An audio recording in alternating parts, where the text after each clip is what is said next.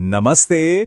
चलिए आज ज्यामिति की दुनिया में एक बहुत ही रोमांचक सफर पर चलते हैं, जहां हम एक एक करके आयामों के रहस्यों को समझेंगे।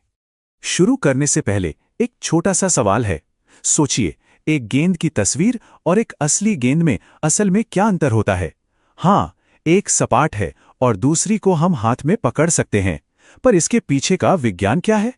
तो इसका जवाब छिपा है आयामों में। चलिए इन आयामों की दुनिया में थोड़ा और गहरा उतरते हैं, ताकि उस तस्वीर और असली गेंद के बीच का जो फर्क है ना, वो हमें एकदम साफ समझ में आ जाए। देखिए, ये सफर शुरू होता है 1D यानी एक सीधी रेखा से। फिर जब हम इसमें चौड़ाई जोड़ देते हैं तो हम 2D की सपाट दुनिया में आ जाते हैं, और आखिर में गहराई जोड़ने पर हम 3D की असली दुनिया में पहुंचते हैं। ये हमारे आसपास की जगह के, समझिए, बिल्डिंग ब्लॉक्स हैं। तो चलिए अपने सफर का पहला कदम रखते हैं 1D की दुनिया में, जहां सब कुछ बस लंबाई के बारे में है। 1D में ना सब कुछ एक सीधी लाइन पर होता है। हम किसी भी पॉइंट की जगह बता सकते हैं और ये भी पता लगा सकते हैं कि वो दूसरे पॉइंट से कितनी दूर है।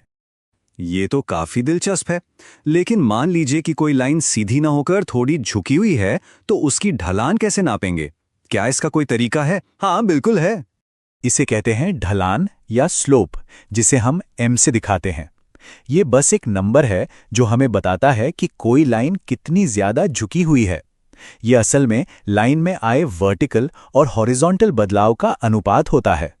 और किसी भी लाइन के इस झुकाव को एकदम सटीक नापने के लिए हमारे पास एक बहुत काम का टूल है। ये फॉर्मूला है m = y2 - y1 upon x2 - x1। अच्छा, ये तो ठीक है, पर अब सोचिए, अगर हमें किन्हीं दो शहरों के बीच की एकदम सीधी दूरी जाननी हो तो उसके लिए भी कोई फॉर्मूला है क्या? इसका जवाब है दूरी का सूत्र, यानी डिस्टेंस फॉर्मूला। ये समझ लीजिए कि दो पॉइंट्स के बीच की दूरी नापने के लिए हमारा एक ज्योमेट्रिक रूलर है, जो पाइथागोरस प्रमेय पर काम करता है।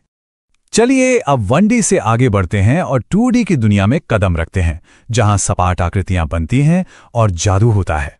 तो 2D में हम लंबाई के साथ साथ चौड़ाई भी नापते हैं। इससे हमें मिलती हैं वर्ग, त्रिभुज और वृत्त जैसी आकृतियां। और यहां हम दो नई चीजें नापते हैं, क्षेत्रफल और परिमाप। 2D की शुरुआत होती है बिल्कुल बेसिक शेप्स से, जैसे कि वर्ग, आयत और त्रिभुज। इनके क्षेत्रफल और परिमाप के फॉर्मूले ही आगे की मुश्किल आकृतियों को समझने की नींव रखते हैं। वृत्त एक बहुत ही अनोखी 2D आकृति है। इसकी सारी खासियतें इसकी त्रिज्या यानी r पर टिकी होती हैं। इसका क्षेत्रफल πr² होता है और इसकी परिधि 2πr। तो अब हम तैयार हैं 3D की गहराई में उतरने के लिए। ये वो दुनिया है जहां हम कागज की सपाट दुनिया से निकलकर असली दुनिया में कदम रखते हैं। तो सोचिए, क्या होता है जब हम अपनी 2D आकृतियों में गहराई जोड़ देते हैं? हम सीधे तीसरे आयाम में पहुंच जाते हैं। एक वर्ग घन बन जाता है और एक त्रिभुज पिरामिड बन जाता है। और हमारा 2D वृत्त वो एक 3D गोले में बदल जाता है। जी हाँ, ये ठीक वही फर्क है जो गेंद की तस्वीर और एक असली गेंद के बीच था। है ना कमाल की बात? तो अब फर्क साफ है। 2D में हम क्षेत्रफल और परिमाप की बात करते हैं, लेकिन 3D में हम दो नई चीजों की बात करते हैं, आयतन यानी कोई चीज कितनी जगह घेरती है, और पृष्ठीय क्षेत्रफल। अरे, 3D आकृतियां तो हमारे चारों तरफ हैं।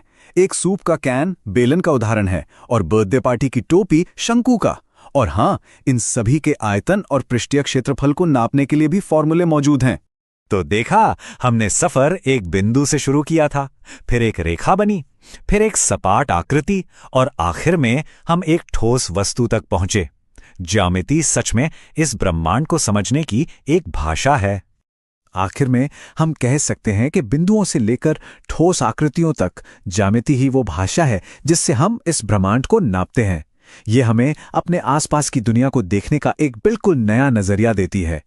तो अब जब इस भाषा के कुछ नियम समझ में आ गए हैं, तो अपने आसपास की दुनिया में अब